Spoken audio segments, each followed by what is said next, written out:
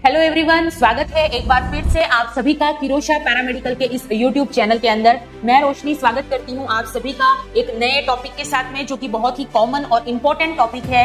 चाहे आप किसी भी एग्जाम की प्रिपरेशन कर रहे हैं, ये टॉपिक आपको हमेशा देखने को मिलता है या फिर आपने कई बार इसका नाम भी जरूर सुना होगा।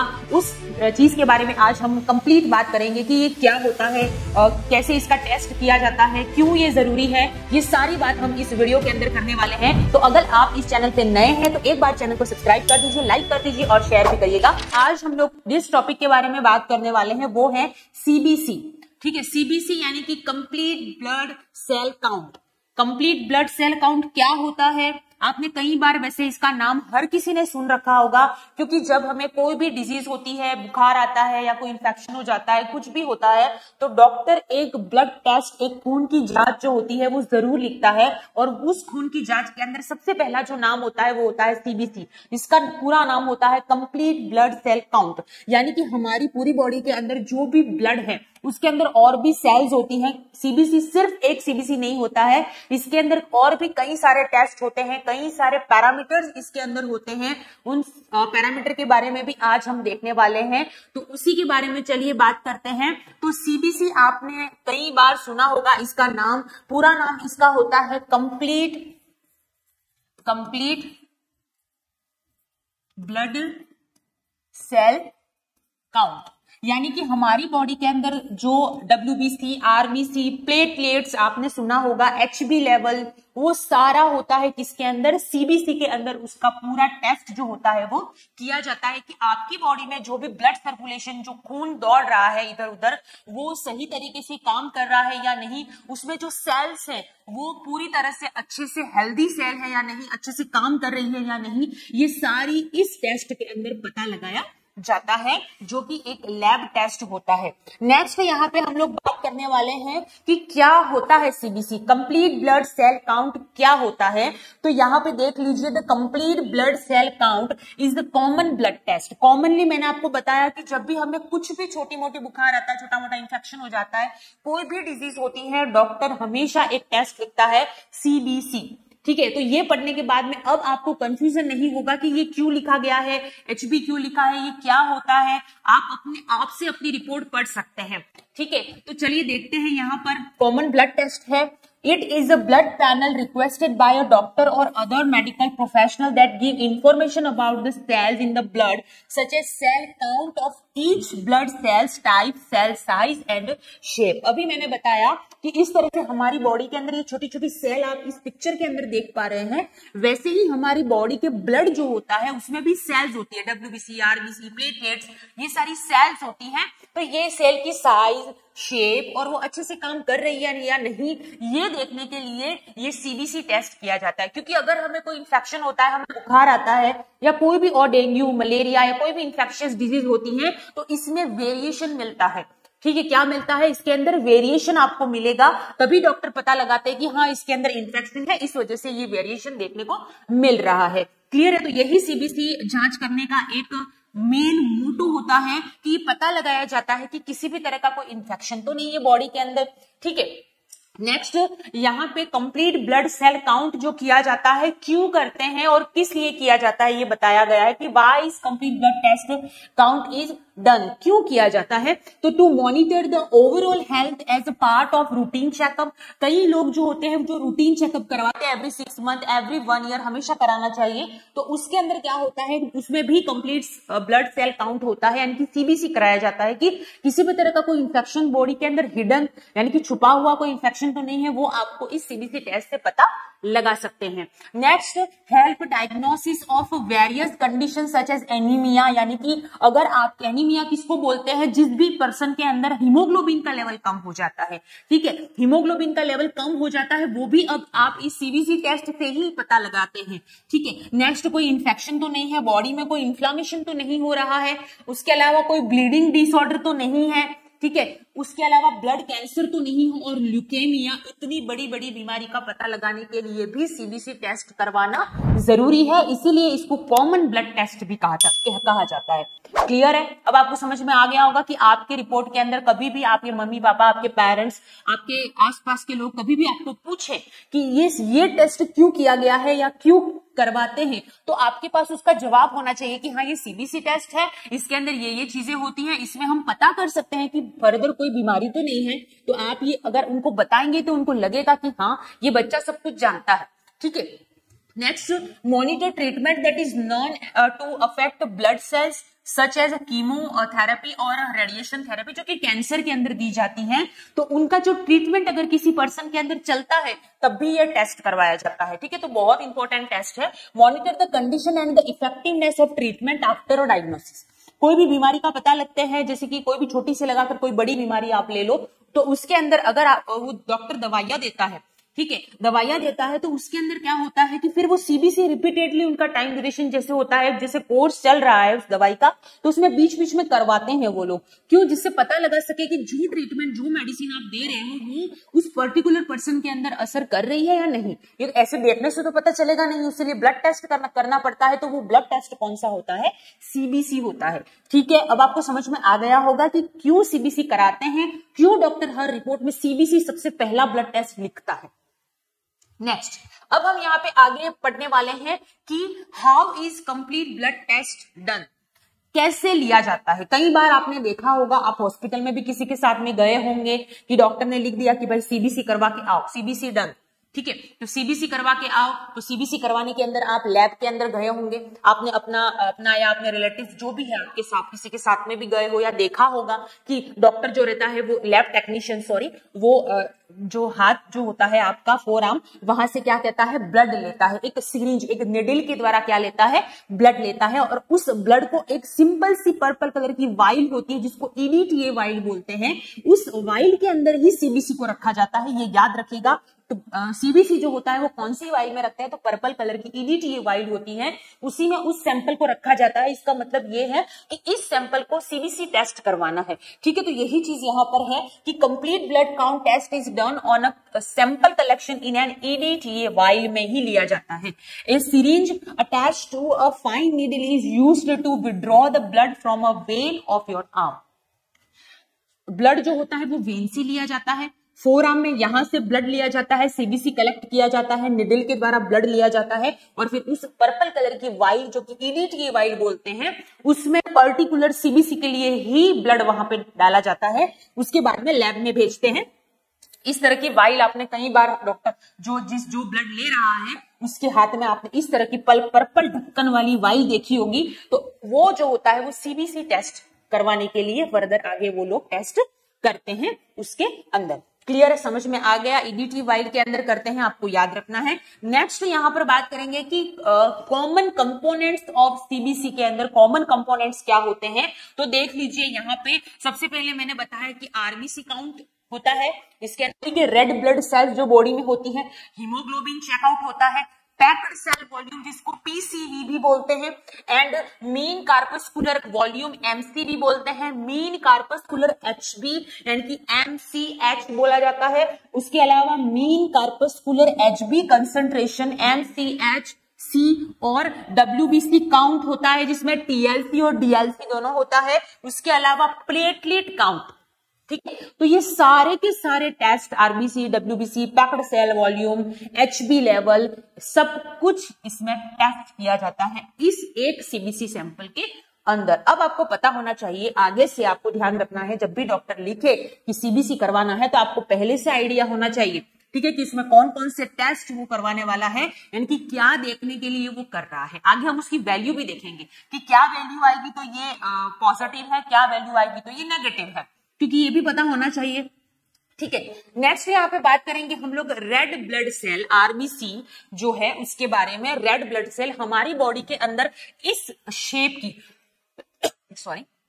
इस डिस्क शेप की ऐसी RBC होती है हमारी पूरी बॉडी के अंदर। एवरी ह्यूमन बीइंग, हर इंसान के अंदर ये RBC का शेप इसी तरह से होता है। ठीक है, अब RBC the value that are going to give us specific information about the RBC such as their size and concentration of hemoglobin in each cell. ये जो सेल होती है RBC, ठीक है, जो कि रेड कलर की होती है, याद रखना है आपको, जो क्या करती है, ऑक्सीजन को कैरी करती है। ये सेल का काम क्या होता है कि हम जो सांस ले रहे हैं लंग्स के अंदर जा रहा है, क्योंकि ब्लड लंग्स के पास भी आता है, आपको पता होगा, ठीक है। तो लंग्स के पास जब वो आता है तो ऑक्सीजन को लेने के लिए आता है, ठीक है। तो ऑक्सीजन, जितनी ऑक्सीजन वो लेगा उसके अंदर क्या होगा, हीमोग्लोबिन लेवल और भी अच्छा होता है। तो ये भी टेस्ट जो होता है, ईच सेल, हर एक सेल, ठीक है, एक सेल की बात कर रही हूं, हर एक सेल अलग अलग ऑक्सीजन कैरिंग कैपेसिटी होती है जो वो कैरी करता है, ठीक है।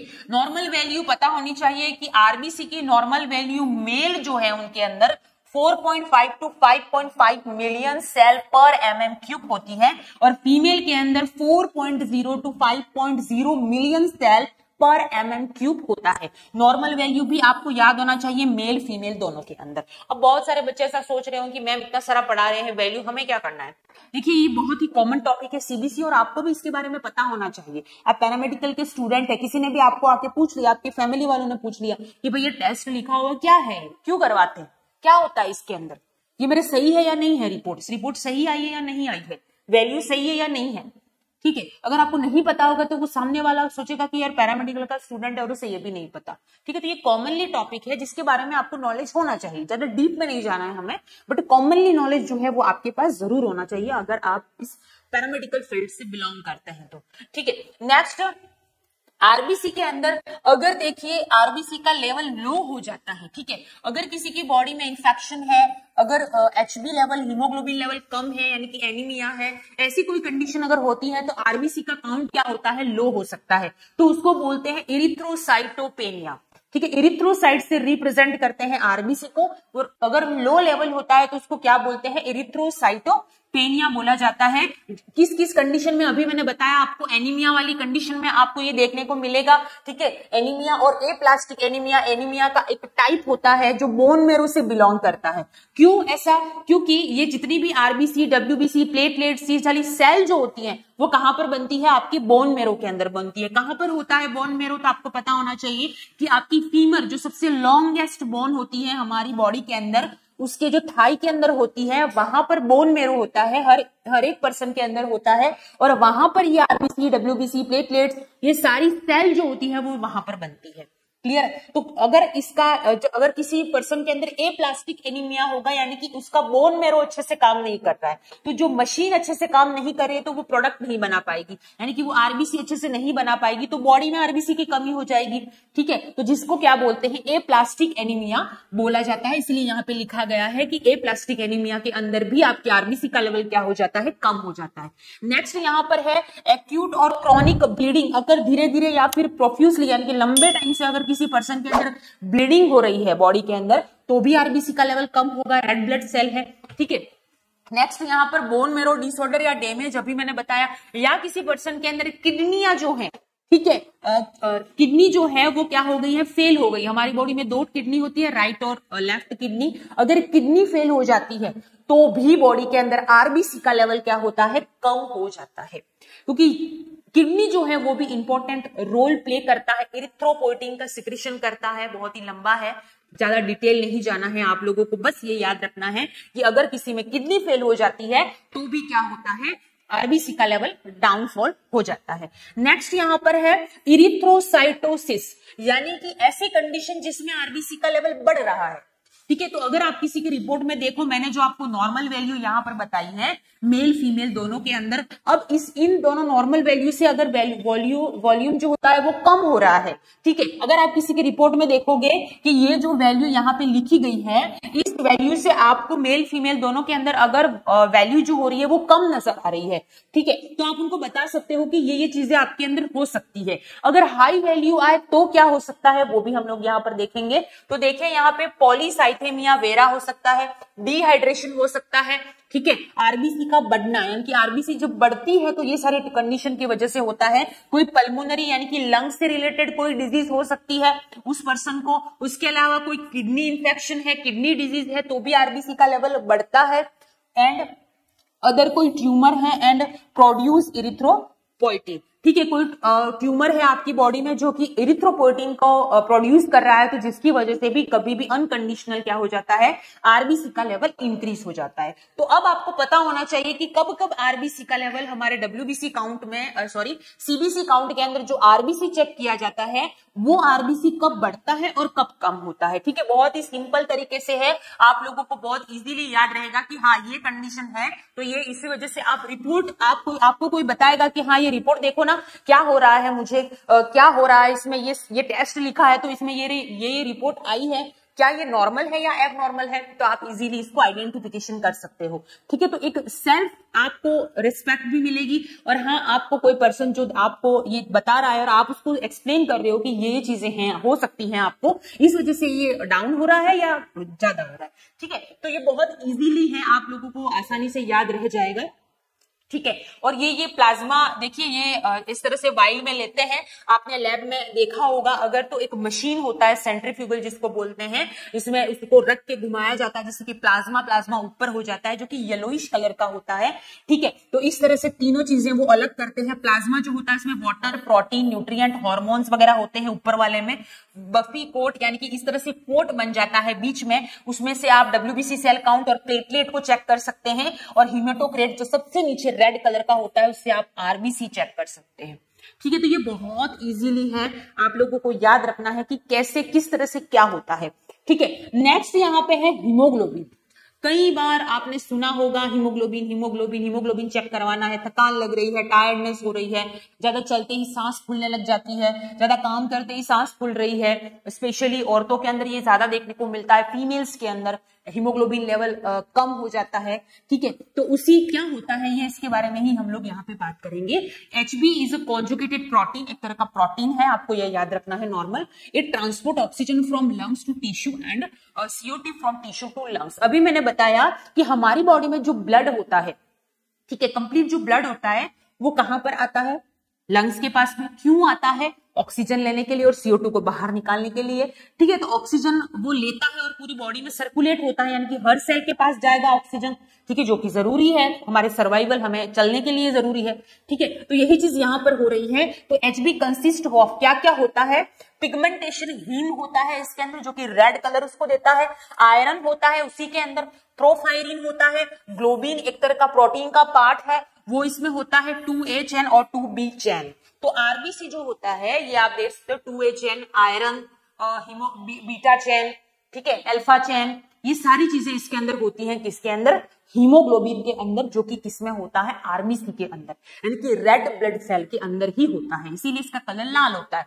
ठीक है, नेक्स्ट अब हमें पता होना चाहिए, अभी हमने पढ़ा कि नॉर्मल वैल्यू क्या होती है, किसकी, हीमोग्लोबिन की। आरबीसी की हमने देख ली नॉर्मल वैल्यू, अब हम देखेंगे कि हीमोग्लोबिन की नॉर्मल वैल्यू क्या होती है, क्योंकि ये तो कॉमनली आपको कोई भी पूछ सकता है, यार मैं रिपोर्ट करवाई थी और मेरा हीमोग्लोबिन का लेवल जो है वो ये आया है, तो आप क्या जवाब दोगे उसको कि बराबर है या नहीं। और अब आपको पता ही नहीं है तो आप कैसे जवाब दोगे, नहीं दे पाओगे ना उस टाइम पे, और गलत जवाब दे दिया और कल को उसको पता चला तो भी आपके ऊपर ये अच्छी बात नहीं है कि आप पैरामेडिकल के स्टूडेंट हो, आपको इतना नहीं पता, इतनी सी चीज आप नहीं जानते हो, तो ये भी जानना आपके लिए जरूरी है। तो चलिए देखते हैं, तो एडल्ट मेल अगर है तो उसमें 14 से 17 ग्राम पर DL होना चाहिए, अगर कोई फीमेल है तो 12 से 16 ग्राम पर DL होना चाहिए, अगर चिल्ड्रन बच्चा है तो 14 से 17 ग्राम पर DL होना चाहिए haemoglobin level. Next new born के अंदर 17 से 19 ग्राम पर DL हीमोग्लोबिन लेवल होना चाहिए, तो ये वैल्यू आपको याद रखनी है। ठीक है, हाई HB इंडिकेट, अगर किसी पर्सन के अंदर HB लेवल एक्सेसिव है तो भी अच्छा नहीं है और कम है तो भी अच्छा नहीं है, तो नॉर्मल होना चाहिए हमारे अंदर HB लेवल। तो ज्यादा किसमें होता है, अगर किसी पर्सन में COPD लंग से रिलेटेड डिजीज होती है, ठीक है, सांस लेने में तकलीफ होती है, ऑब्स्ट्रक्शन हो जाता है, क्रॉनिक ऑब्स्ट्रक्टिव पल्मोनरी डिजीज है, एम्फाइसेमा है, एयर भर गई है लंग्स के अंदर तो भी ये दिक्कत हो सकती है, पॉलीसाइथेमिया है, आरबीसी का लेवल अनकंडीशनल इंक्रीज हो रहा है तो भी ये कंडीशन हो सकती है। लो HB इंडिकेट, लो अगर HB लेवल लो होता है तो it is due to low RBC. Aplastic anaemia, अभी मैंने बताया आयरन डेफिशिएंसी एनीमिया, अगर बॉडी में आयरन की कमी है, क्योंकि आरबीसी को आयरन भी चाहिए, अभी हमने देखा आरबीसी के अंदर आयरन भी होता है, हीमोग्लोबिन में हीम, आयरन, ये सारी चीजें होती हैं, तो ये भी बराबर लेवल में नहीं है तो डेफिशिएंसी करेगा। कैंसर में होता है कोई लेड पॉइजनिंग या मल्टीपल माइलोमा है, ठीक है, यानी कि मसल से रिलेटेड कोई डिजीज है तो ये सारी चीजों के अंदर लो होता है और हाई किस में होता है, दोनों में मैंने आपको बता दिया। अब अगर आपको कोई पूछे कि भाई मेरे को ये HB लेवल मेरा कम है या ज्यादा है तो क्या हो सकता है, या रिपोर्ट आप पढ़ सकते हो, ओवरऑल बात है रिपोर्ट की, तो आप रिपोर्ट किसी को भी पढ़ के बता सकते हो। जो भी फाइनल डिसीजन होता है कि क्या मेडिसिन लेनी है, क्या करना है, ये आप डॉक्टर के सलाह से ही करें हर हमेशा, डायरेक्ट आपको नहीं करना है। अपनी तरफ से कुछ भी बता सकते हो कि हाँ यार रिपोर्ट में ये चीजें हैं, और लोग कहते हैं, ठीक है, लोग पूछते हैं, आपको पूछेंगे, अगर आप इस फील्ड से हो तो जरूर बताएंगे कि भाई मैंने ये रिपोर्ट करवाई, जरा देख के पढ़ के बताना तो सही। अब आता है तो बताओगे, वरना कैसे बता पाओगे, नहीं बता पाओगे, इसीलिए पढ़ना जरूरी है। हिमेटोक्रेट, HCT, पैक्ड सेल वॉल्यूम, PCV, measure the amount of space the blood cell take up in the blood, it is percentage of RBC circulating in blood.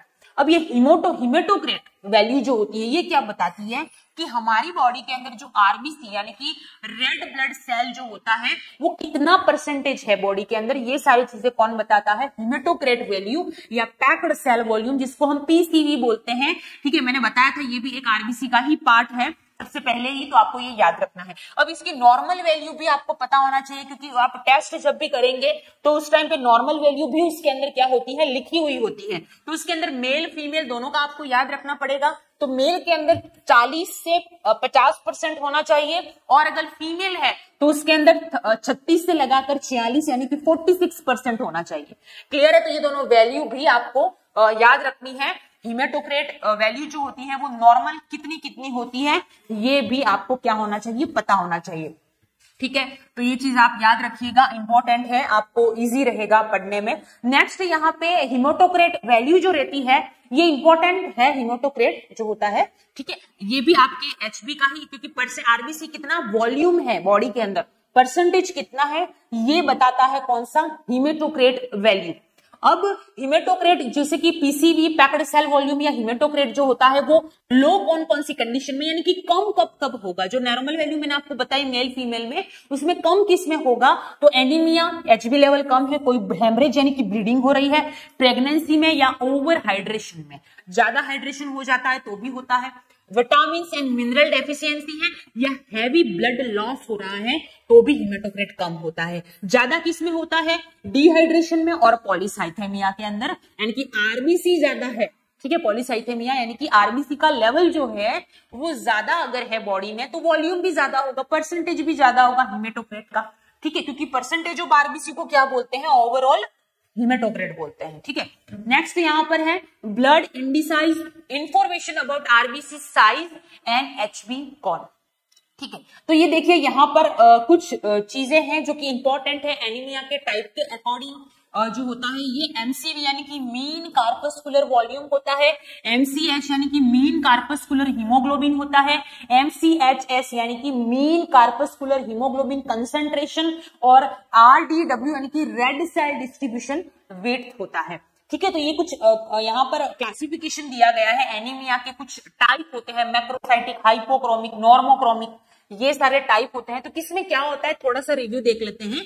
तो यहाँ पे 80 to 100 F होता है, 28 to 34 PG पैक्ड सेल होता है, उसके बाद 32 to 36% कंसेंट्रेशन और 12 से 15% होता है रेड सेल डिस्ट्रीब्यूशन विड्थ। ठीक है, नेक्स्ट है measure average size of RBC, ये MCV जो होता है मीन कार्पस्कुलर वॉल्यूम यानी कि एवरेज साइज RBC का पता लगाते हैं।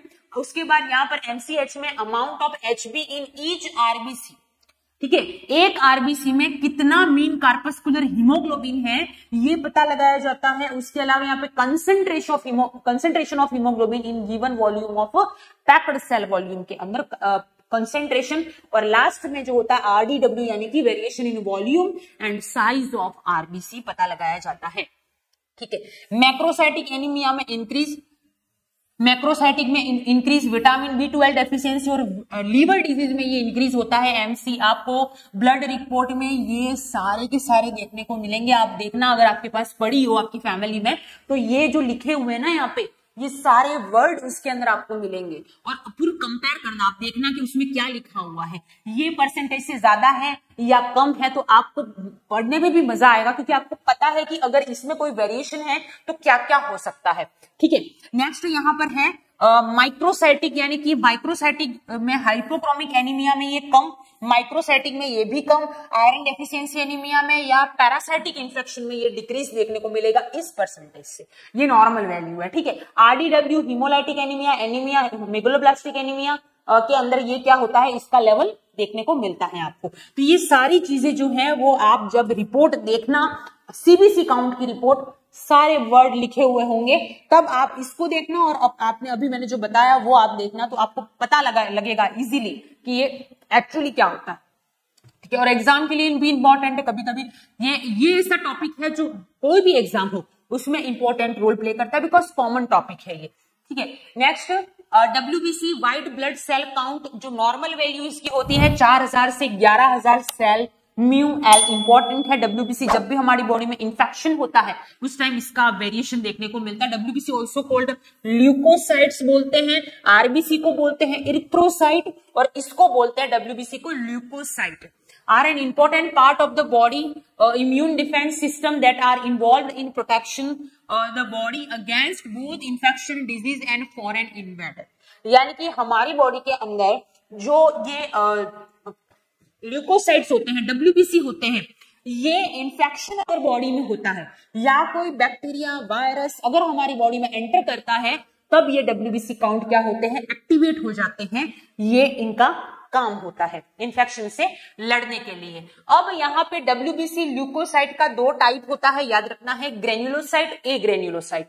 ग्रेन्युलोसाइट जो होता है जिसमें ग्रेन्यूल्स होते हैं, इसलिए इसका नाम ग्रेन्युलोसाइट है। इसके अंदर न्यूट्रोफिल्स होता है, इओसिनोफिल्स, बेसोफिल्स होता है। टाइप के अकॉर्डिंग अगर हम बात करें तो न्यूट्रोफिल, इओसिनोफिल, बेसोफिल्स किसका पार्ट है, ग्रेन्युलोसाइट का, और ए ग्रेन्युलोसाइट का मोनोसाइट और लिम्फोसाइट टाइप होता है। न्यूट्रोफिल 50 से 70% होता है बॉडी में, इओसिनोफिल 1 से 4%, बेसोफिल 0 to 1%, मोनोसाइट जो कि ए ग्रेन्युलोसाइट का टाइप होता है 2 to 8% और लिम्फोसाइट 20 से 40% होता है। तो याद रखना है WBC दो तरीके से डिवाइड होता है, ग्रेन्युलोसाइट, ए ग्रेन्युलोसाइट। ये भी उसके अंदर लिखा हुआ होगा कि न्यूट्रोफिल, बेसोफिल कितना, इओसिनोफिल कितना, क्योंकि बॉडी में इंफेक्शन जब भी होता है तब इसमें आपको वेरिएशन देखने को जरूर मिलता है, इसीलिए ये सारी चीजें इसके अंदर लिखी हुई होती हैं। नेक्स्ट, अब इसमें भी हम लोग देख लेते हैं, हमने आरबीसी में देखा एरिथ्रोसाइटोपेनिया और इरिथ्रोसाइटोसिस देखा। जब आरबीसी कम हो रहा था, आरबीसी ज्यादा हो रहा था, तो क्या होता है, किस वजह से होता है। तो यहाँ पे सेम चीज हम लोग देखेंगे कि अगर WBC बॉडी में कम हो रहा है तो क्या हो रहा है, और WBC बढ़ रहा है तो क्या हो रहा है। तो सबसे पहले हम लोग बात करेंगे, यहाँ पे WBC काउंट कम हो रहा है यानी कि ल्यूकोपेनिया हो रहा है बॉडी में। ल्यूकोपेनिया यानी कि WBC काउंट 4000 से 10,000 11,000 होता है, तो 4000 से कम हो गया, मतलब कि किसी भी कीमोथेरेपी और रेडिएशन थेरेपी की वजह से। Aplastic anaemia, bone marrow deficiency है, अभी मैंने बताया था, ठीक है। बोन मैरो ट्रांसप्लांट हुआ है, कोई HIV एड्स वाला पेशेंट है, अगर कोई ऑटो इम्यून टाइप की कोई डिजीज है, ठीक है। नेक्स्ट, माल न्यूट्रिशन है, कैंसर है, टीबी, मलेरिया, टाइफाइड या डेंगू टाइप का कुछ भी है, तो ऐसी कंडीशन में आपको हमेशा रिपोर्ट में WBC काउंट कम देखने को मिलेगा, ठीक है। देखना जाके रिपोर्ट में, किसी में इंफेक्शन है, फीवर आ रहा है लंबे टाइम से, डेंगू है, मलेरिया है, तो ऐसी कंडीशन में आपको हमेशा WBC क्या देखने को मिलेगा, डिक्रीज देखने को मिलेगा। ल्यूकोसाइटोसिस यानी कि WBC काउंट का बढ़ना, 11,000 से ज्यादा हो जाना। तो यहाँ पे देख लीजिए, कोई बैक्टीरिया या वायरस इंफेक्शन है, प्रेगनेंसी में होता है WBC बढ़ता है, ठीक है, ये नॉर्मल है। बोन मैरो ट्यूमर अगर है तो, या फिर सर्टेन टाइप कोई ल्यूकेमिया, एक तरह का ब्लड कैंसर है, ठीक है। नेक्स्ट, स्मोकिंग, बर्न या इंजरी के अंदर WBC काउंट क्या हो रहा है, इंक्रीज देखने को मिलता है। तो बहुत इजी तरीके से मैंने आपको बताया कि सबसे पहले हमने आरबीसी पढ़ा, फिर हमने हीमोग्लोबिन पढ़ा, फिर हमने हीमेटोक्राट के बारे में जाना, फिर हमने WBC काउंट के बारे में जाना कि नॉर्मल कितना होता है, बढ़ता कब है, कम कब होता है। अब हम, जैसा कि मैंने बताया आपको, WBC, RBC, प्लेटलेट के बारे में पढ़ना होता है जब भी आप CBC पढ़ते हैं या CBC का टेस्ट जब होता है, तो इन सब चीजों के बारे में टेस्ट करवाया जाता है। तो नेक्स्ट यहाँ पर है platelet count. Platelet count also known as thrombocytes, ठीक है। क्या बोलते हैं उसको, थ्रोम्बोसाइटस बोलते हैं। इरिथ्रोसाइट, ल्यूकोसाइट हो गया। अब हम यहाँ पे बात करेंगे थ्रोम्बोसाइट्स, ठीक है। They help to control bleeding at the site of injury by formation of blood clot. Platelet are the smallest type of blood cells. सबसे छोटी छोटी ब्लड सेल्स होती हैं ये प्लेटलेट जो होती हैं, लेकिन बहुत इंपॉर्टेंट रोल प्ले करती है। जब भी आपकी बॉडी के अंदर कोई ब्लीडिंग हो रही है, कहीं आपको लग गया, कहीं चोट लग गई और ब्लीडिंग हो रही है, तो उस टाइम पे वहां पे फॉर्मेशन थक्का, आपको पता है थोड़ी देर बाद आपका ब्लड बंद हो जाता है। कैसे हो जाता है, ऐसे तो हो नहीं जाता, वो प्लेटलेट जो होती है वो उस जगह पे आती है और वो अपना कोट बना देती है, एक एरिया कवर अप कर देती है, जिसकी वजह से वो ब्लीडिंग बंद हो जाती है। तो ये काम होता है किसका, प्लेटलेट का। तो कितना इंपॉर्टेंट रोल है हमारी बॉडी में इस प्लेटलेट का। नॉर्मल वैल्यू जो होती है वो यहाँ पे होती है 1,50,000 से 3,50,000, यानी कि 1.5 लाख से 3.5 लाख होती है यहाँ पर प्लेटलेट। MM³ वैल्यू याद रखना है, ठीक है। नेक्स्ट, अगर हाई प्लेटलेट यानी कि थ्रोम्बोसाइटोसिस हो रहा है, अगर बढ़ रहा है प्लेटलेट, कौन सी कंडीशन में, अगर कोई ब्लड लॉस हो रहा है, आयरन डेफिशिएंसी में, कोई स्प्लीनेक्टोमी, हमारी बॉडी में स्प्लीन करके ऑर्गन होता है, आरबीसी का डिस्ट्रक्शन वहां पर होता है, इंपॉर्टेंट पार्ट है, अगर ये नहीं है, हटा दिया गया है, कोई कैंसर है या फिर रोमेटोइड अर्थराइटिस है, बॉडी में अर्थराइटिस नाम की बीमारी होती है, ऑटोइम्यून डिजीज है ये, तो इस तरह का कुछ भी हो रहा है तो प्लेटलेट काउंट हमें ज्यादा देखने को मिलेगा। और अगर लो कब देखने को मिलता है, यानी कि थ्रोम्बोसाइटोपेनिया कब होता है, कोई बोन मैरो डिसऑर्डर है, कोई वायरल इंफेक्शन है, एप्लास्टिक एनीमिया है, या फिर कीमोथेरेपी किसी पर्सन के अंदर चल रहा है, तो ठीक है। तो देख लीजिए, ये यहाँ पे आर्टरी है, हर एक की बॉडी में होती है, ये सेल का थोड़ा सा स्ट्रक्चर बनाया गया है, यहाँ पर ये दीवार होती है स्किन की, ठीक है। तो आर्टरी जो होती है यहाँ पर, उसमें देख लीजिए यहाँ पे इस तरह की पर्पल कलर की आपको नजर आ रही होंगी, यहाँ पे ये क्या है, WBC काउंट है, रेड है यानी कि RBC है, और इस तरह से आपको डॉट डॉट है पिंक, जो क्या है, प्लेटलेट काउंट है। क्लियर है? तो आपको अब पता चल गया होगा कि RBC, WBC और प्लेटलेट जो है वो CBC काउंट के अंदर हम लोग चेक किया जाता है, इसके अंदर क्या क्या वैल्यू होती है, बढ़ता कब है, कम कब होता है, नॉर्मल वैल्यू क्या होती है, ये सब के बारे में हमने यहाँ पर देख लिया। अब आपके लिए कोई भी रिपोर्ट देखना बहुत इजी हो जाएगा कि आप कोई भी आपको पूछेगा तो आप इजीली आंसर कर पाओगे कि हाँ ये नॉर्मल वैल्यू से ज्यादा है, ये कम है, ठीक है। नेक्स्ट यहाँ पर है CBC टेस्ट जो करते हैं, इसके अंदर इस तरह से आपको रिपोर्ट देखने को मिलती है। ये तो नॉर्मल वैल्यू है, हीमोग्लोबिन होता है मेल के अंदर 13.2 से 16.2 ग्राम पर DL, फीमेल के अंदर जो होता है वो 12.0 से 15.2 ग्राम पर DL होना चाहिए। RBC अभी हमने देखा WBC का पार्ट, CBC का पार्ट है मेल, फीमेल, इन्फेंट और चाइल्ड के अंदर अलग अलग होता है। RBC मेल के अंदर 4.3 से 6.2 मिलियन पर μL वैल्यू हमेशा याद रखनी है। फीमेल 3.8 से 5.5 मिलियन, इन्फेंट और चाइल्ड में 3.8 से 5.5 मिलियन होता है। WBC काउंट जो होता है 4,000 से 11,000 होता है। उसके अलावा यहाँ पे ल्यूकोसाइट काउंट अभी मैंने बताया, ठीक है, जो कि WBC के टाइप मैंने बताए थे, ग्रेन्युलोसाइट, ए ग्रेन्युलोसाइट, और उसमें फिर न्यूट्रोफिल, लिम्फोसाइट, मोनोसाइट, इओसिनोफिल, बेस्टोफिल, और इन सबका परसेंटेज WBC का हमारी बॉडी सेल्स के अंदर। और प्लेटलेट काउंट जो है वो 1.5 से 4.5 लाख पर लीटर होता है, ठीक है। तो ये ओवरऑल आज हमने जो देखा वो सारी चीजें क्या थी, WBC, RBC, प्लेटलेट, हिमोटोक्रेट और हीमोग्लोबिन, इसकी नॉर्मल वैल्यू, ये कम कब होता है और ज्यादा कब होता है, ठीक है। कॉमन टॉपिक है CBC टेस्ट जो हमने आज यहाँ पर देखा। उसके बाद में यहाँ पे और रिपोर्ट में आएगा हिमोटोक्रेट वैल्यू मेल 40 से 42%, फीमेल में 37 से 46% होता है। RBC सेल डिस्ट्रीब्यूशन वीक यानी कि RDW हमने पढ़ा था, MCV पढ़ा था, MCH पढ़ा था, MCHC पढ़ा था, ठीक है। ये सारी चीजें मैंने आपको बता दी है। इसकी नॉर्मल वैल्यू कितनी होती है, एबनॉर्मलिटी कब आती है, ये सब आपको रिपोर्ट में देखने को मिलेगा, ठीक है। ऐसे ही नहीं पढ़ाया है, ये सारी की सारी इंफॉर्मेशन जो है ये आपको जब आप किसी की भी रिपोर्ट देखना, ये सारे के सारे वर्ड आपको लिखे हुए मिलेंगे, ठीक है। नॉर्मल वैल्यू हमने आपको बता दी है, एबनॉर्मल कब होता है, बढ़ता कब है, कम कब होता है, ये भी मैंने आपको बता दिया है। तो अब आपके लिए रिपोर्ट देखना बहुत ज्यादा इजी है, ठीक है। अब आप लोग सोच रहे होंगे कि इतना सारा हमने पढ़ लिया, हमें किसकी रिपोर्ट देखनी है। तो देखिए, नॉलेज कहीं से भी मिले आपको लेना चाहिए, और हर इंसान को हमेशा नॉलेज को अपने बढ़ाना चाहिए, कम करने की या मुझे क्या मतलब है ऐसा नहीं सोचना है, ठीक है। कहीं पे भी आपको कोई भी कुछ भी पूछे तो आपको उसका जवाब, नॉर्मली आप उस फील्ड से हैं तो आपको आना चाहिए उसका आंसर, ठीक है। तो अब आई थिंक आपको नॉर्मल जो भी चीजें हैं आपको याद रखनी है, बस ज्यादा डीप में हमें नहीं बताना, हमें डॉक्टर नहीं बनना है, ठीक है। बाकी जो फाइनल डिसीजन जो भी होता है वो हमेशा डॉक्टर्स का ही होता है, लेकिन यहाँ पे नॉर्मल वैल्यू अगर हमें कोई पूछे तो हमें बस पढ़ना आना चाहिए वो चीज कि हाँ ये होता है, इस चीज की वजह से ये चीजें होती है, इसकी नॉर्मल वैल्यू ये होती है और आपको ये हो सकता है, ठीक है। तो ये अगर आप किसी को भी बात करोगे तो भी आपको खुद को भी आपका कॉन्फिडेंस लेवल बढ़ेगा, ठीक है। तो इसी तरह के शॉर्ट जो भी इंपॉर्टेंट टॉपिक्स हैं, जो कि इंपॉर्टेंट है, कॉमनली इंपॉर्टेंट है, वो सारी चीजें हम लोग यहाँ पे डे बाय डे देखते जाएंगे। तो अगर आप इस चैनल पे नए हैं तो एक बार सब्सक्राइब जरूर कीजिएगा, लाइक शेयर कीजिएगा, और अगर आपका कोई भी क्वेश्चन है तो आप कमेंट के अंदर क्वेश्चन जरूर डालिएगा इस टॉपिक से रिलेटेड। ठीक है, आगे हम और इंपॉर्टेंट टॉपिक यहाँ पर पढ़ने वाले हैं। तब तक के लिए आप पढ़ते रहिए और डाउनलोड कर लीजिए क्यूश एकेडमी के ऐप को। Thank you so much.